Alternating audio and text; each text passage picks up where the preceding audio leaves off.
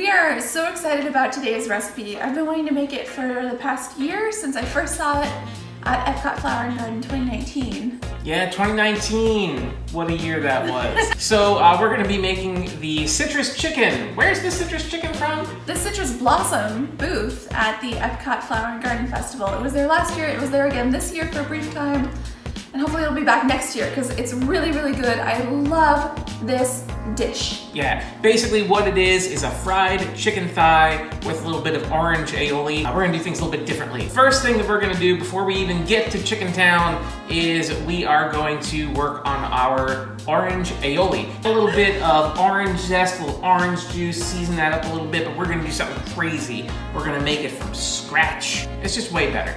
So that's gonna be the first step, and then we're gonna get into breading and frying. We are now ready to make our orange aioli, and to start, we're going to use 2 egg yolks. Put them down in here. Next, we're gonna go with about a teaspoon of Dijon in there. We're also gonna go with about a teaspoon of white wine vinegar. You can also use lemon juice. Next step, we're gonna go with some orange zest. That's gonna really help give this thing its flavor. Next up, some orange juice. I'm gonna go with about a tablespoon, maybe a little more. All right, so now's when the real magic comes into play. The next thing that we're gonna do is add in our oil. And this is 1 cup of vegetable oil. And so that's gonna go in here as well. This is a little trick that I learned from Chef John on Food Wishes, and that is to use your immersion blender. And what we're gonna do is we're gonna pulse it until it basically becomes mayo. So we're gonna go all the way down to the bottom to where our egg yolks are, and we're just gonna pulse it like 1 second at a time. Now, as I understand, the trick to this is to not pull the blender out too early. You have to kind of establish an emulsified base. So I'm gonna go ahead and give this a hit.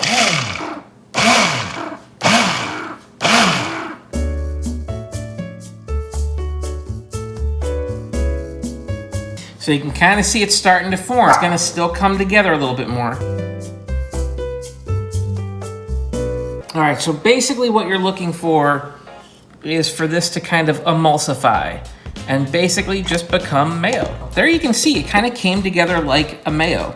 Now, depending on how thick you like this or how thin, you can actually add just a little bit more orange juice to it if you want to give it more of a citrus kind of vibe. And I think that's what we're gonna do here. We're just gonna hit it with another maybe teaspoon of citrus just to give that kind of more of a brightness. And you can always add more as well, just to kind of get you to the consistency that you like. But there it is.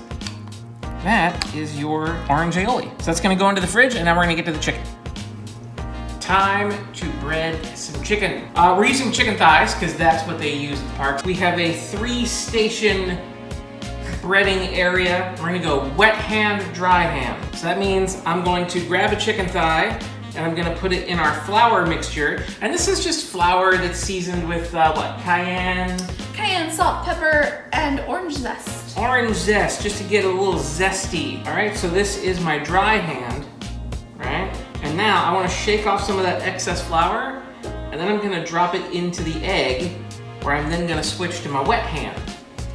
And that's gonna allow me to dip it into the egg mixture, where it then makes its final stop in our panko breadcrumbs that we have here, where I can go back to my dry hand and just kind of cover that up, and then just get that nice and breaded.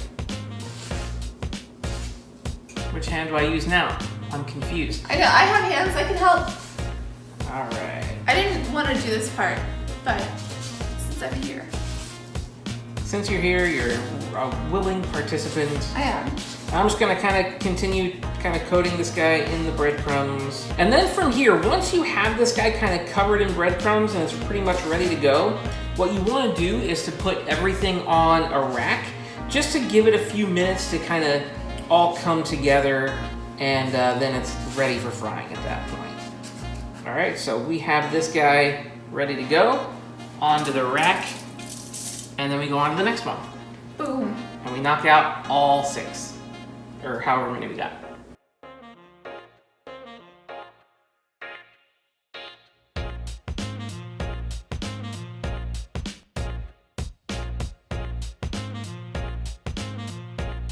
All right, so we now are ready to fry these beauties off. We've got our oil here. We're at about 375. I want these down around 325, between 325 and 350. So I always overshoot the temperature because it's gonna drop a little bit as I add the chicken thighs in. So first one, I'm gonna grab.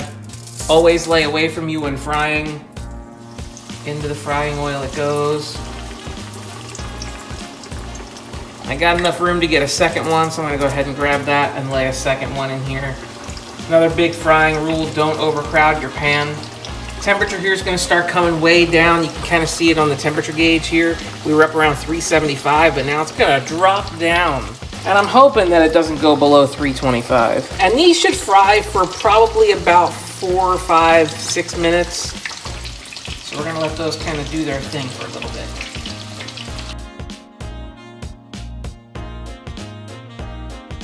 We have our chicken out of the fryer. We fried it for about 8 minutes total at 350 degrees. Your time may vary depending on other factors like the size of your chicken and all that good stuff. So you want to make sure you cook to an internal temperature of 165. So we're now ready to put this thing together. Are you excited? I'm super excited to eat it. Fantastic. So what I'm gonna do is I'm going to grab a piece of chicken here. I think this guy is a good one to take. We also put some parsley in our aioli because we just wanted to brighten it up a little bit. We had some parsley in the garden. Correct. We also added a little bit of cayenne too for a little bit of heat. That's Lucy, the dog.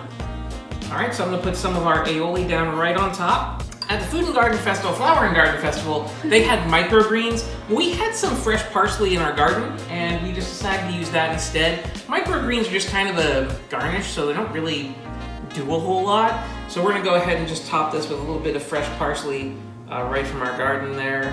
There it is. So that is our citrus chicken. It's so beautiful. But I think we need to take it up a notch. I think we do. So, yes, this is great, but we want to turn it into a sandwich. And so, to our hamburger bun, we're gonna drop on some of the aioli that we've made. We're gonna go with a pretty generous amount, like going with it on the bottom and the top. We're just gonna spread that on. All right, so we're gonna put our chicken thigh on there. Now, the other great thing is we have these tomatoes that we grow, these heirloom tomatoes in our garden as well. If you've never eaten a tomato off the vine, it's like a life-changing experience. Yeah, these taste like candy. Like, that's how good they are. Yeah, they're just at the peak of their freshness, so we're gonna go ahead and we're gonna put those down as well. And then just some green leaf lettuce here. You know what? No. One more thing. We're gonna go with some bacon. And now we've got some green leaf lettuce here, and that is our citrus chicken sandwich. Look at this. This is crazy. Have you ever seen anything so beautiful? I have not. Oh, you're so sweet. So, yeah. All right, so there it is. There it is. The citrus chicken from Epcot Flower and Garden Festival that we have recreated and then upgraded by making it into a delicious kind of citrus chicken club sandwich. What? What? Mind blowing. I have aioli in my hand. I'm about to have it on my face. So thank you so much for watching. We hope you enjoyed this video. Please like and subscribe for more. And let us know in the comments, what would you like to see us make? And if you try this out, how'd it go? Thanks everybody. Be healthy, be safe. Thank you very much.